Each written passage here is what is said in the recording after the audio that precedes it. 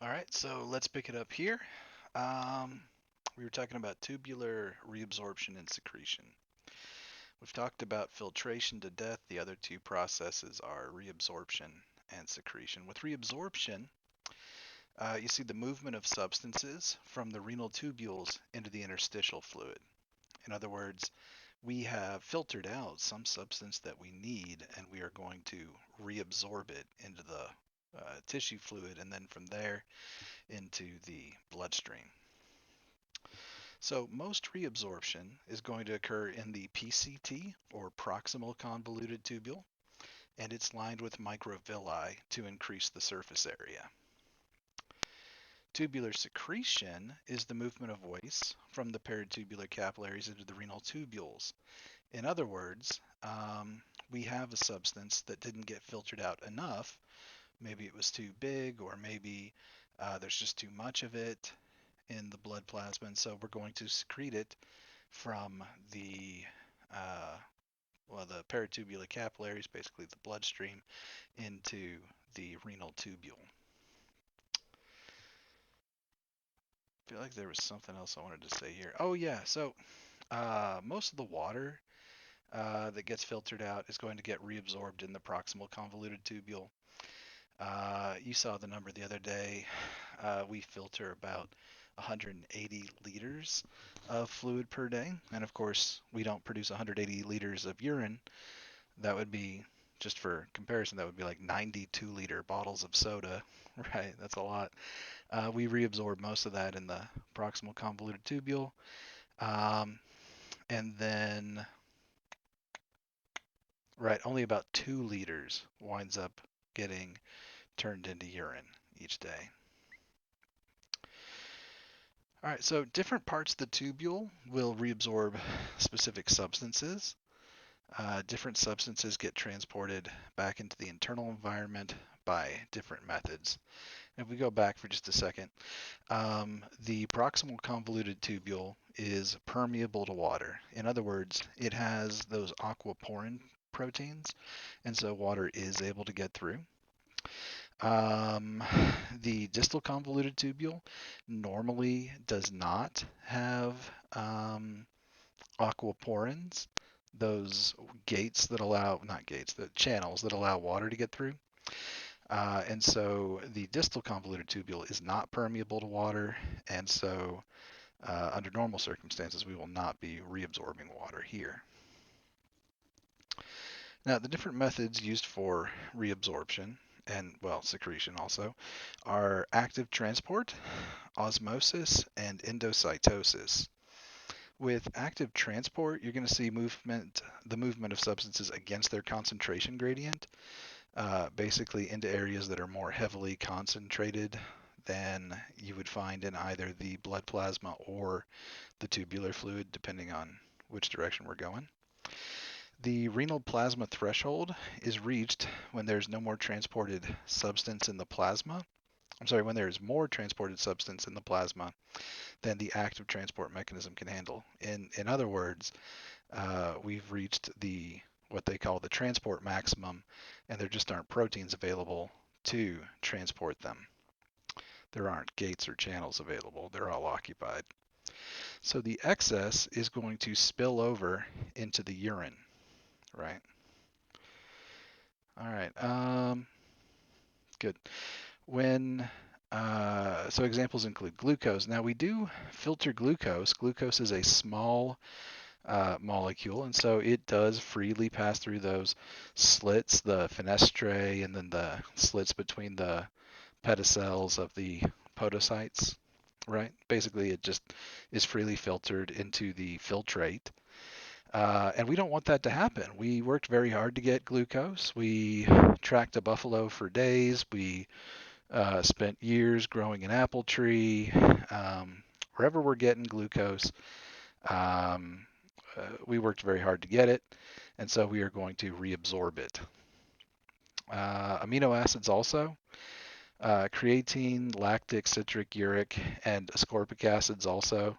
Um, well, we're going to be excreting creatine mostly, but certain ions. So we will sometimes reabsorb sodium ions. We will reabsorb a certain amount of sodium ions, and then if we need more, we will reabsorb more under the effects of aldosterone. All right. Osmosis is where we will see water transported through those aquaporins. And in fact, when aldosterone causes us to reabsorb sodium ions, we are going to uh, bring water back into the tissue fluid and then back into the bloodstream through osmosis. Water follows the ions.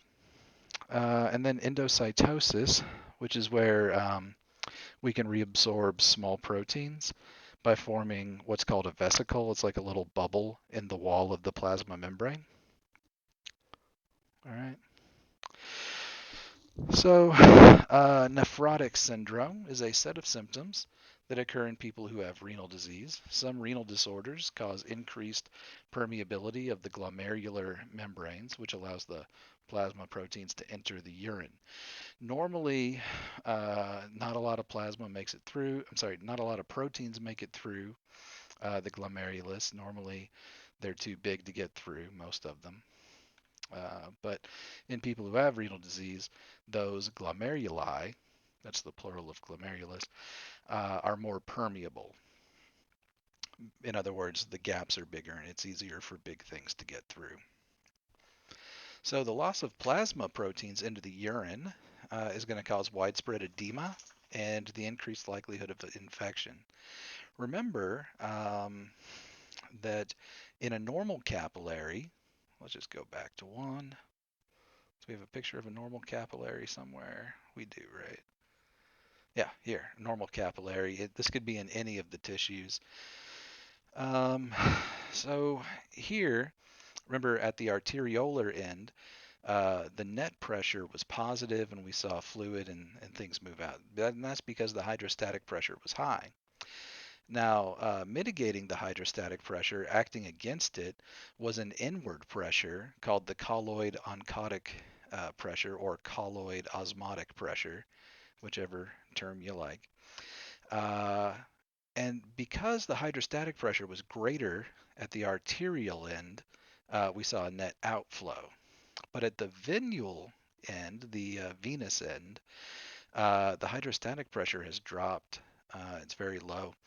And the oncotic pressure or osmotic pressure has not changed, but because the hydrostatic pressure has dropped, it is now greater than the hydrostatic pressure.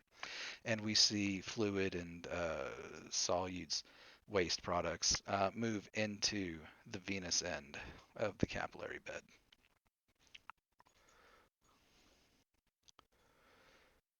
All right, so with that in mind, if you are going to lose plasma proteins, which are the main driving force for this osmotic pressure, this inward pressure in the capillary bed, if you lose those plasma proteins in the urine, blood traveling through the capillaries in the rest of the body will have decreased osmotic pressure, so a decreased inward force. And what that means is that more fluid is going to stay in the tissues. All right, and so that causes edema. Edema is the accumulation of fluid in the tissues. All right, so edema and other abnormal fluid accumulation leads to a decrease in the blood volume and the blood pressure.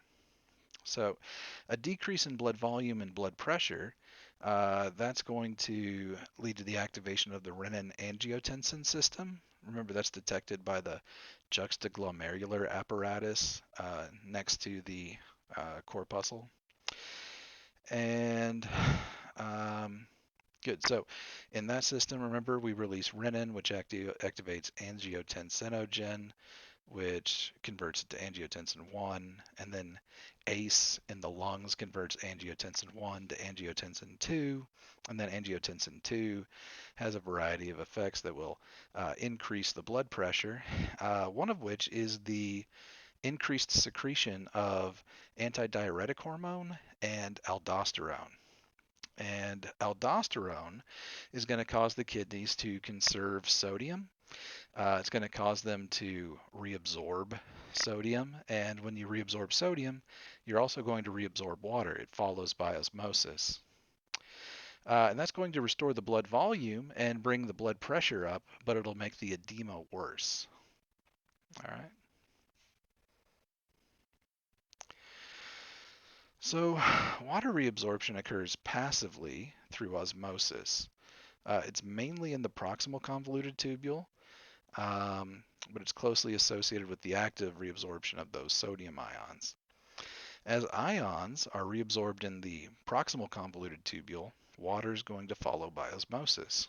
And so this results in an isotonic filtrate, um, meaning it has the same composition as blood plasma or tissue fluid at the end of the proximal convoluted tubule.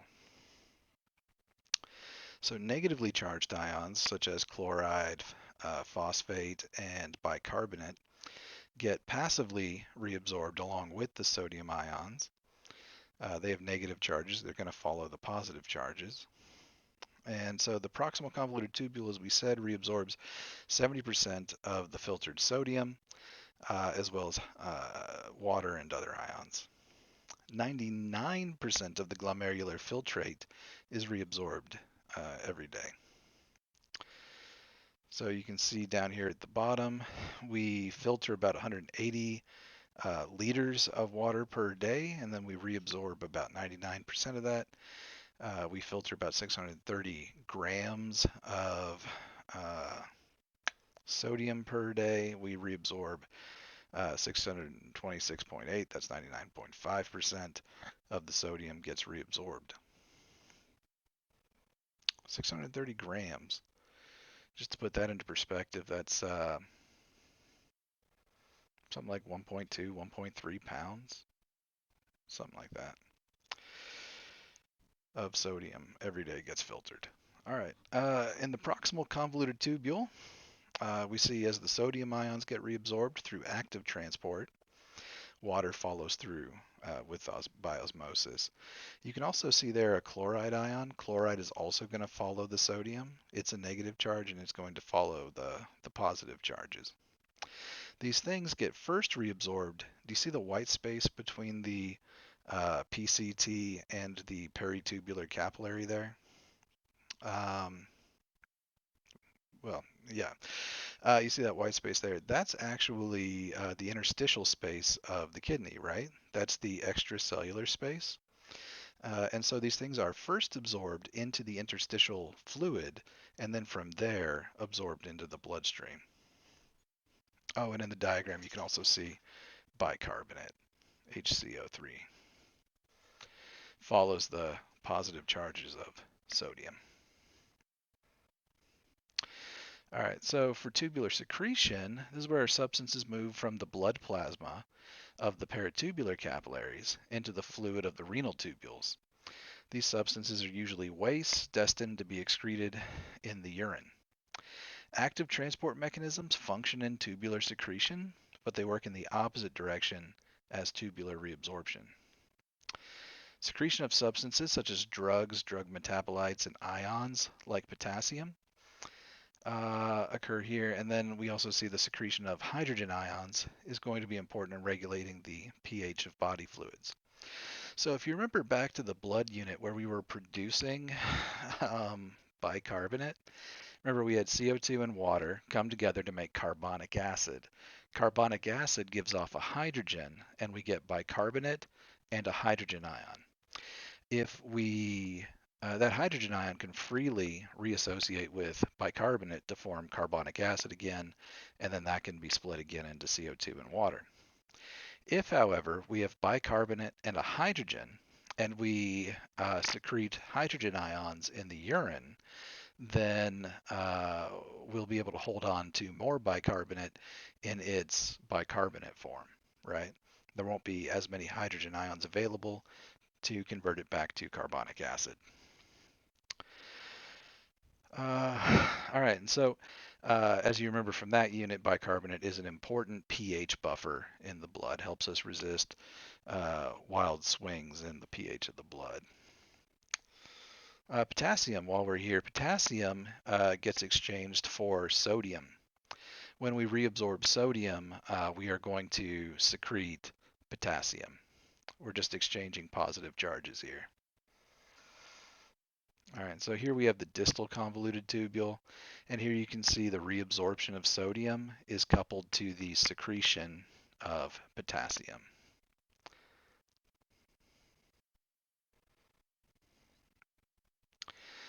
So hormones like aldosterone and cardiac natriuretic peptides, the ANP and the BNP, they affect the solute concentration of urine, especially sodium.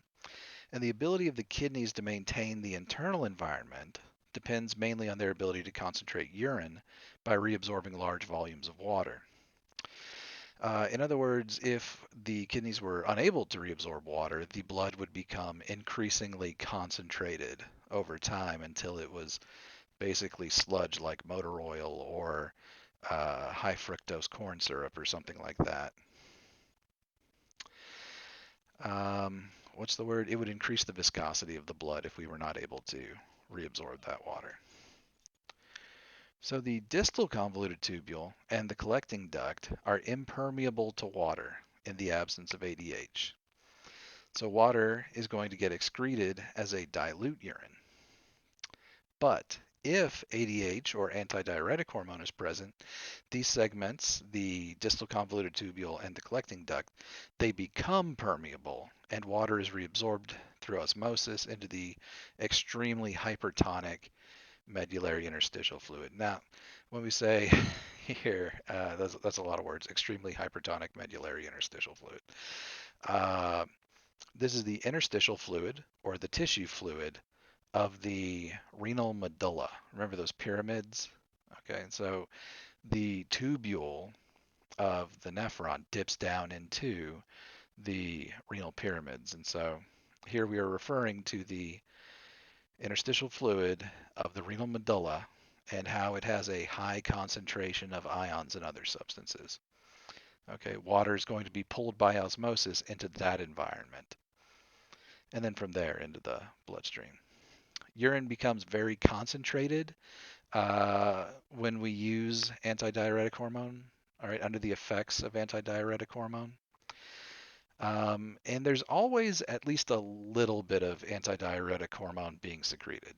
And so the more antidiuretic hormone that you secrete, the more we will reabsorb water. But usually there's a baseline. There's a base level of ADH always being secreted. Although the majority of nephrons are cortical, that is located up in the, high in the cortex, the juxtamedullary nephrons are more important in regulating water reabsorption.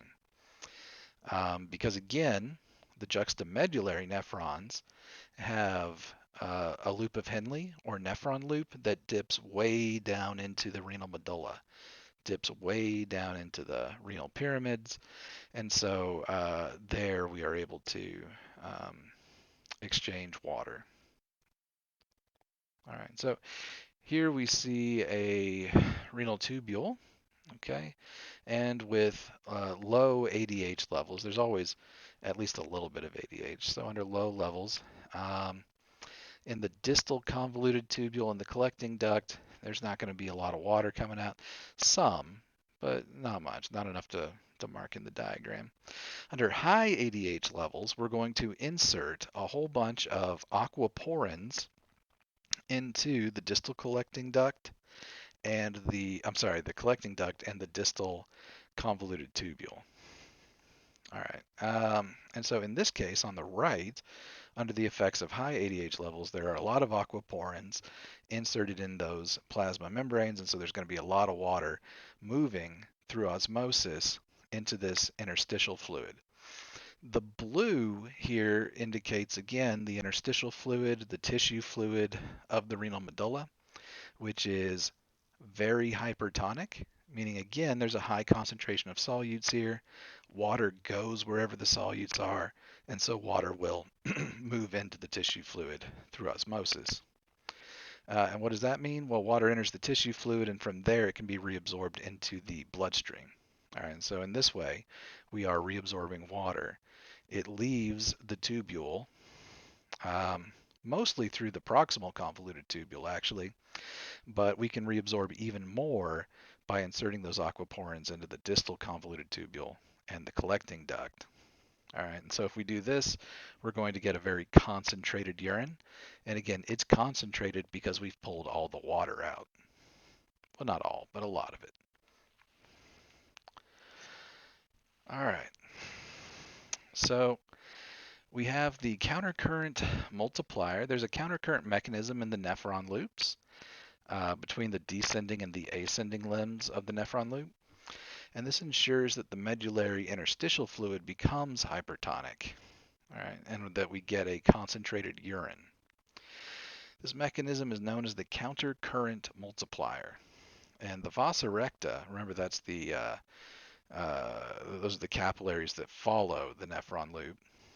The vasa recta of juxtamedullary nephrons also contribute to the countercurrent mechanism. The thick ascending limb of the nephron loop is impermeable to water, but it actively reabsorbs sodium and chloride ions. The thin descending limb of the nephron loop is permeable to water, but not to solutes such as sodium and chloride. Since the thin descending limb is surrounded by hypertonic fluid, water leaves it by osmosis. All right, and then the fluid moves, so the fluid inside it becomes hypertonic because, again, the water is leaving the fluid in the descending limb. It becomes concentrated, it becomes hypertonic. The concentrated fluid moves into the ascending limb, and in the ascending limb, sodium and chloride are reabsorbed. And so here we're pulling solutes out of the fluid. And so as we repeat this process, the sodium chloride concentration in the ascending limb increases or multiplies. All right. And the concentration of the fluid in both the tubular and the interstitial fluid will increase around the deeper portions of the renal medulla.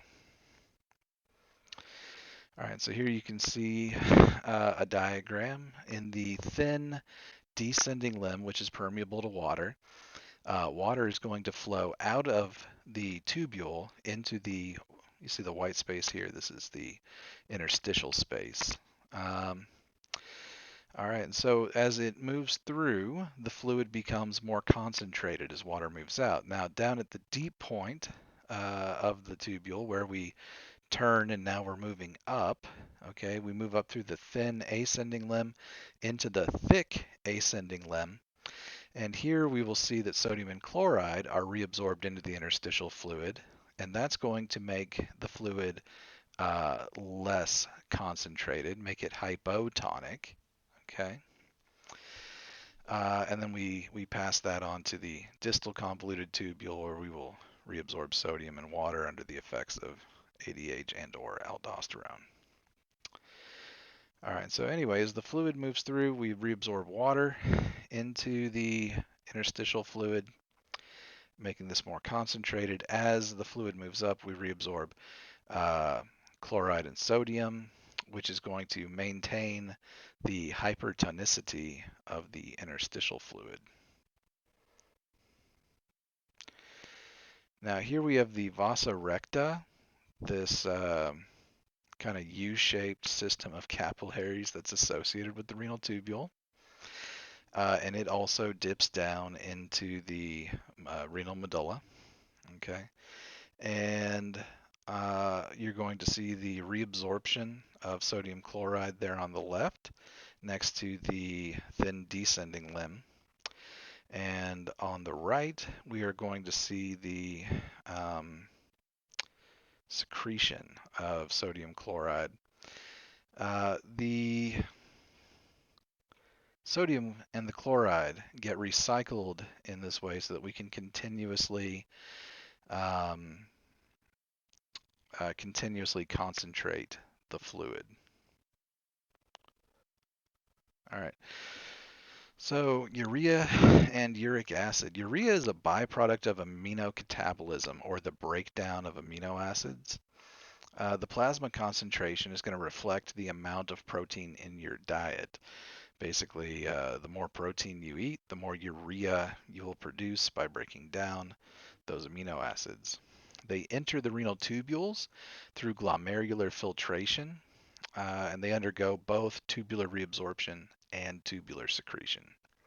About 80% gets reabsorbed, 20% gets excreted in the urine.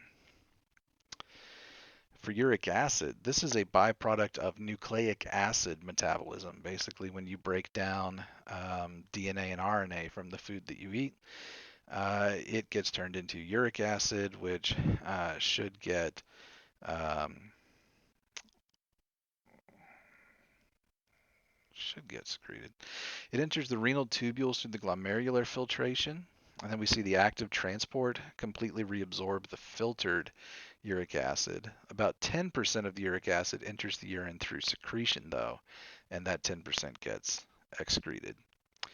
Uric acid is an interesting one. The condition gout is caused by the accumulation of uric acid. Typically, it occurs in um,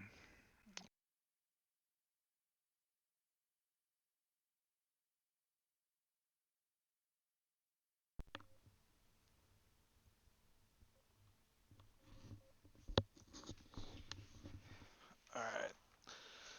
My headset might be dying. Let's see.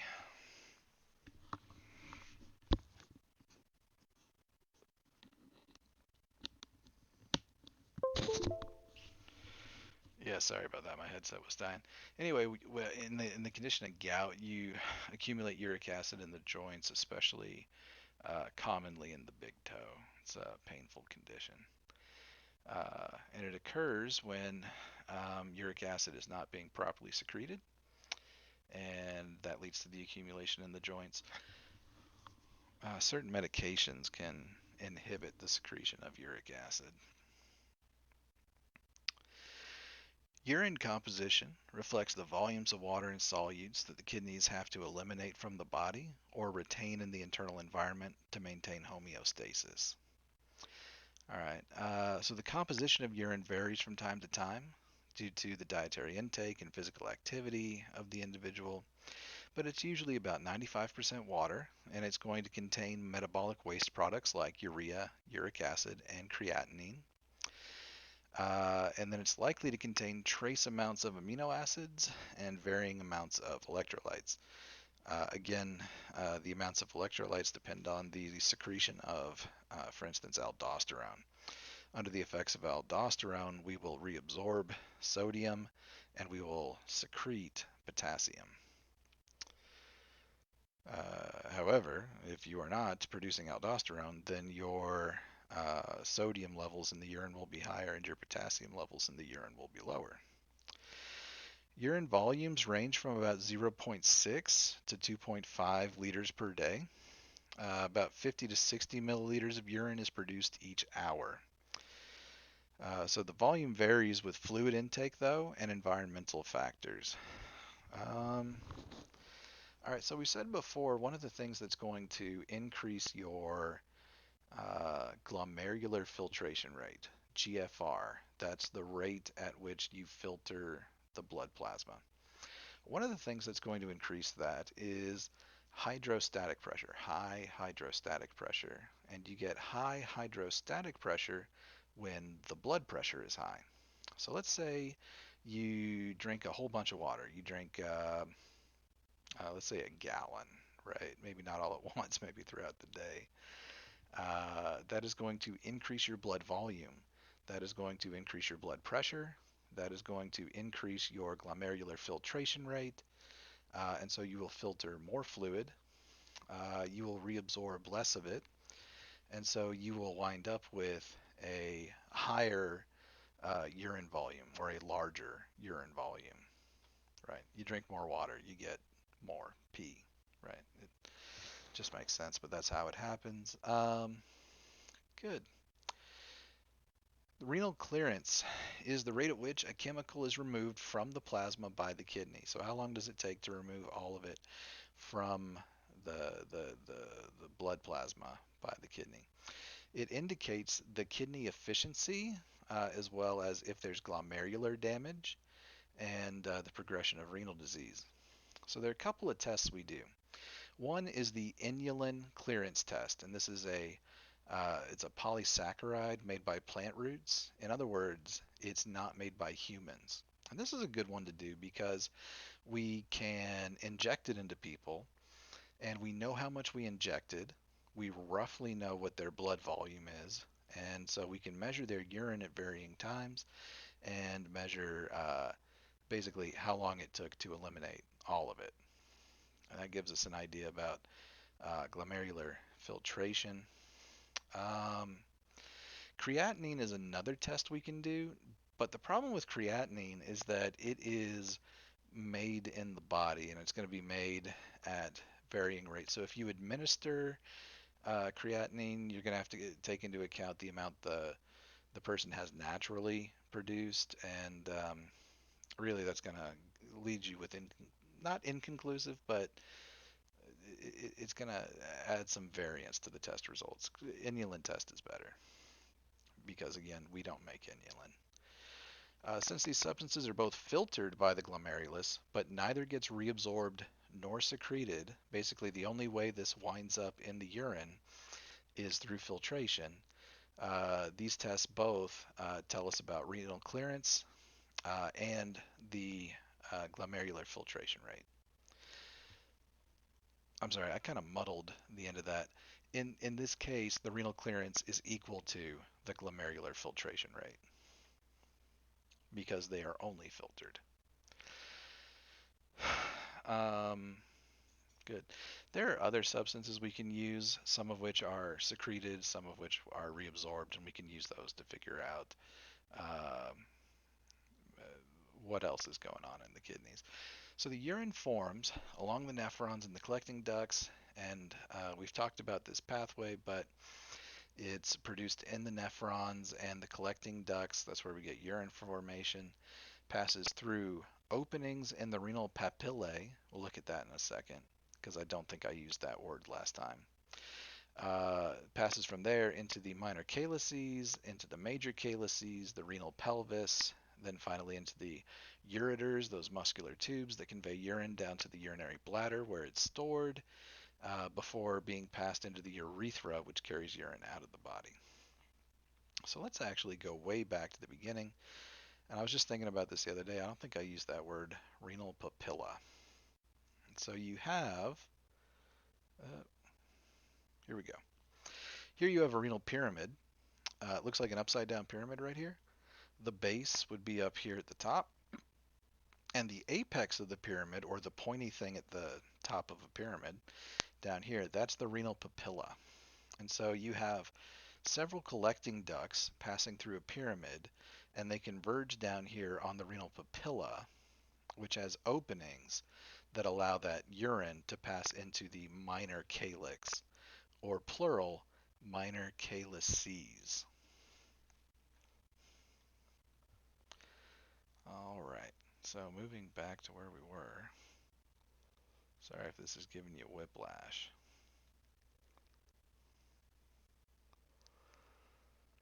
All right, the ureters.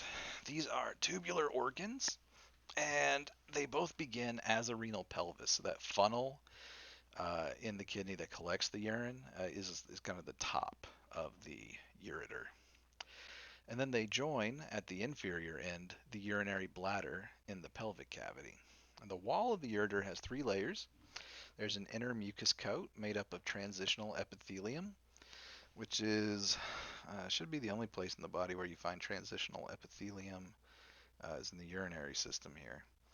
And then the middle muscular coat and the outer fibrous coat. Now, urine, you would think it's gravity, right? But no, it's carried again by peristaltic waves. They carry the urine down. That's actually part of the pain of a kidney stone, part of the pain associated with a kidney stone. So, a kidney stone is a formation that blocks the ureters, forms in the kidneys, blocks the ureters, and we have this ureterorenal reflex. That was hard to say. Um, which carries the urine down through peristalsis. But when there's a blockage due to a kidney stone, you see strong peristaltic waves trying to move it on, but sometimes you just can't move it on. And that's going to result in a lot of pain. You see a reduced urine production in that affected kidney. Let's say, just for the sake of it, your right ureter has a kidney stone blocking it. Urine is going to back up into the renal pelvis, into the major calyces, the minor calyces, the collecting ducts, and then the renal tubules. And remember, if fluid blocks up in the renal tubules, it'll also block up in the capsular space, the capsular fluid, which is the filtrate, and then you're not going to see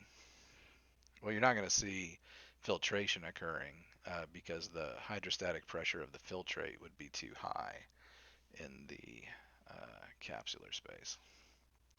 So here we see a cross section of the ureter. You can see an outer fibrous coat, and you see that inner single layer of the transitional epithelium.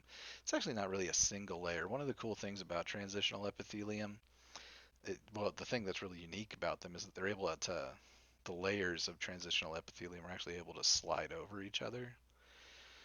And then in the middle, you can see there's a very thick muscular coat or muscular layer.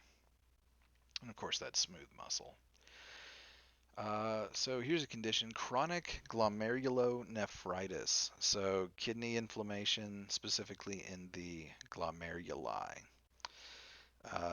So here we see inflammation of the glomerular capillaries, the capillaries that make up the glomerulus. It's a progressive degenerative disease that has no cure. Symptoms include hypertension. Of course, you're going to have high blood pressure if you're not filtering urine, right? Proteinuria, hematuria, dark urine, elevated blood levels of blood urea nitrogen and creatinine, and then decreased protein in the blood. When you see glomerulonephritis, that's going to lead to increased permeability, which will allow protein. No, I'm sorry. I'm backing this up. We're seeing a blockage of the glomeruli. That's going to lead to a decrease in filtration, which is why you have the hypertension. All right, sorry about that. Good. Anyway, it can lead to end-stage renal disease known as ESRD. Treatments include hemodialysis 3 times a week, also a kidney transplant. Kidney transplant wait lists can be quite long. A lot of people just have to stay on hemodialysis maybe for the rest of their life. Kidney stones can be made up of uric acid or calcium oxalate or calcium phosphate or magnesium phosphate. They form in the collecting ducts of the renal pelvis, and they cause, again, severe pain, nausea, and vomiting, as well as blood in the urine. 60% of kidney stones will pass on their own, but others can be shattered with lithotripsy, or they can be removed surgically. And I feel like I've even heard about uh, roller coasters. The centrifugal force of roller coasters may be able to move them in some cases. Anyway, the tendency to form kidney stones is inherited, especially the calcium stones. It's related to calcium secretion. The causes include calcium supplements, especially for people with this inherited condition. Excess vitamin D. Vitamin D, of course, you remember, leads to increased absorption of calcium in the gut. So that's going to lead to high calcium levels in the blood. A urinary tract blockage or urinary tract infections. So the urinary bladder is a hollow distensible. Um, that means it can kind of increase in size, be expanded. Hollow distensible muscular organ located in the pelvic cavity, posterior to the pubic symphysis and inferior to the parietal peritoneum.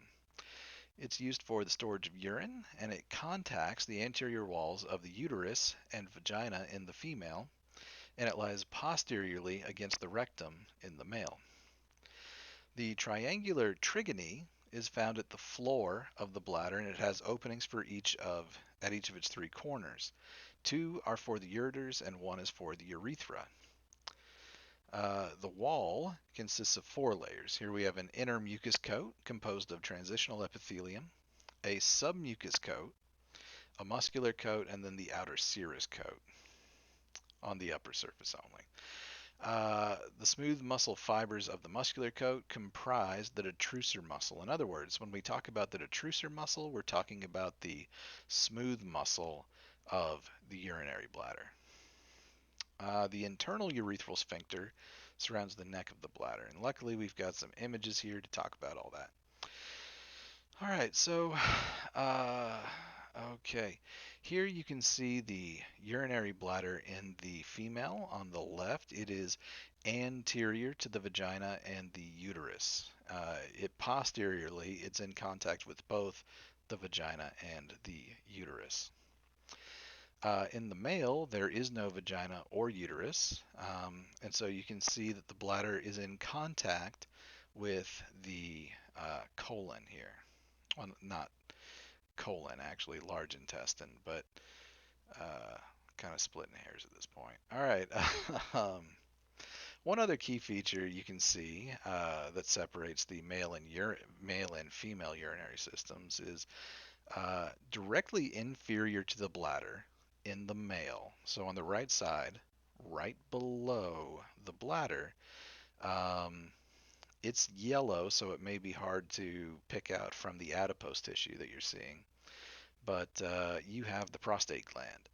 The female on the left does not have a prostate gland. That is found only in the male. Posterior to the prostate gland, you can see an opening for the vas deferens and the seminal vesicle, which we'll talk about in the reproductive unit, but those are exclusively male structures also. Joins with the urethra. Now, in both cases, immediately inferior to the bladder is that tube, the urethra. All right, in the male case, the urethra is much longer. In the female, it's about 4 centimeters. In the male, I can't remember. I want to say 16, 18, 22, somewhere in that range, just off the top of my head. So the male urethra leaves the bladder and it's joined by tubules from the vas deferens and the seminal vesicle in the prostate there. There's a little circular right under the prostate. There's a little circular gland there also called the bulbourethral gland.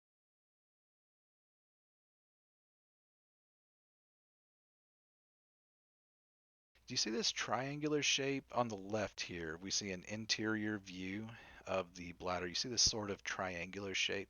That's the trigony. At the top left and the top right, there are openings for the ureter. And at the bottom, there's an opening for the urethra. So this trigony is again a triangular shaped structure on the floor of the floor of the urinary bladder. And each of its corners has an opening. Two for the ureters, one for the urethra. All right. Now, down there, this is a male, by the way, male bladder. Just above the prostate is a ring of muscle known as the internal urethral sphincter. The internal urethral sphincter is smooth muscle and under control of the micturition reflex. So, micturition is the process of expelling urine from the body. Many people will tell you that is called urination. Technically, and I feel stupid even saying it out loud, but they're very strict about this at the med school. Technically, micturition is the act of expelling urine from the body. Urination is the process of forming urine. But the mistake is so widespread. everyone's going to look at you like you're a jerk if you insist that it should be called micturition instead of urination. All right, moving on. Um, Here you can see that thick wall of the urinary bladder, thick muscular coat, they call it. Just above that, you have the mucus coat and the submucous coat. The mucus coat is made up of largely transitional epithelium, which again are cool because they can slide over each other. Lastly, we have the urethra, which is that tubular organ that carries urine to the outside of the body from the urinary bladder. And it's lined with a mucous membrane, and it has a thick layer of longitudinal smooth muscle fibers. It has many mucus glands called urethral glands. In the female, it's about 4 centimeters long, and yes, in the male, it's about 19.5 centimeters long. Uh, I was close with my guesses there. 16, 18, 22. Right in there, just missed 20. Anyway, the external urethral orifice in the female is anterior to the vaginal opening. It is anterior to the vaginal opening. In the male, it's about 19.5 centimeters long. Again, has the dual function for both urination and reproduction. And it has three sections known as the prostatic urethra, the membranous urethra, and the spongy urethra. The spongy urethra terminates at the external urethral orifice in the penis. In other words, it ends at the opening to the outside world. And so at the top right, you can see the female bladder and urethra. Again, short at about 4 centimeters. Just one stretch of urethra there. In the male, if you look to the right, it's a little more complicated. There's a section that passes through the prostatic urethra. I'm sorry, there's a section that passes through the prostate. This is known as the prostatic urethra. There's a small section that passes through the bulbourethral glands, and this is the membranous urethra. And then passing through the corpus spongiosum of the penis is the spongy urethra, which of course terminates down at the bottom there at the external urethral orifice or the opening to the outside world. All right, so urine leaves the urinary bladder through the micturition, or again, most people will call it urination reflex. The urinary bladder holds about 600 milliliters, and the urge to urinate begins when it contains about 150 milliliters. Basically, when you have 150 milliliters of fluid in the bladder, you'll start to feel that urge to urinate. But you can hold off till it's full at about 600 milliliters. Um, yeah. All right. Urinalysis. So urinalysis is basically a pee test. It can be used to diagnose certain diseases or disorders and check for drug usage. So people with untreated diabetes mellitus will have glucose in their urine, and if we find glucose in the pee test or in the urinalysis, then that can be indicative of diabetes mellitus. By the way, if we haven't covered it in here, we've talked about diabetes mellitus, but just as a refresher, diabetes mellitus is the diabetes everyone talks about. There's another one we usually talk about in the urinary system called diabetes insipidus, which is a condition where people are chronically thirsty, but it's unrelated to diabetes mellitus. Anyway, people with diabetes mellitus, again, they're not producing, well, type 1, they're not producing insulin. Type 2, they're not uh, responding to insulin. And as a result, you're going to see high glucose levels in the blood. In these people, we're actually going to see really high levels of glucose in the blood translate into high levels of glucose in the filtrate, and that's going to be higher levels of glucose than we can reabsorb. We again reach that transport maximum where there aren't enough proteins to reabsorb all of the glucose, and then the excess gets winds up in the urine. They use that term spills over into the urine. All right, so the excess, more than we can reabsorb, winds up in the urine. And so, yes, we can use that to diagnose or, well, indicate diabetes mellitus. There are several harmful inherited disorders that will alter the urine color and sometimes the viscosity. Some genetic conditions alter urine without causing harm. There's beeturia, where the urine turns pink after you eat beets. It can also smell bad. Urinary excretion of odoriferous components of asparagus will make the urine smell bad. Odoriferous, here meaning pungent. Um, there's another condition. Oh man, I've forgotten the name of it. It shows up a lot on medical shows. Something porphyria. If the urine is left out in the sun, it can turn purple. All right, so lifespan changes in the urinary system. The urinary system has sufficient reserve in both structure and function to mask age-related changes for a while. The kidneys become slower to remove nitrogenous wastes and toxins and to compensate for changes that maintain homeostasis. As we age, the kidneys appear scarred and grainy due to connective tissue accumulation. We're going to, as they become inflamed, replace glomeruli with connective tissue, which do not filter fluid. The kidney cells will die off. By age 80, the kidneys have lost about a third of their mass, so they will shrink by one third. The kidney shrinkage is due to the loss of glomeruli, uh, and the loss of surface area for filtration decreases the glomerular filtration rate to about half by age 75. So about age 75, you are filtering the blood plasma about half as quickly as you did as a young adult. We will see proteinuria develop, and the renal tubules will thicken. Proteinuria is where we see protein in the urine. Reabsorption of nutrients and ions becomes less efficient, partially due to the thickened renal tubules, and it's harder for the kidneys to clear certain substances. Blood flow to the kidneys will slow. The bladder, ureters, and urethra will lose their elasticity, and the bladder will be able to hold less urine. The kidneys are less able to activate vitamin D. Remember, activation of vitamin D is a two-step process. One step occurs in the kidneys, the other step occurs in the skin in response to sunlight. Decreased vitamin D means decreased calcium in the blood because it means decreased calcium absorption in the gut. And then lastly, we will see a loss of bladder control. It may result in incontinence, which again is um, it's the condition where you can't control your bladder and you uh,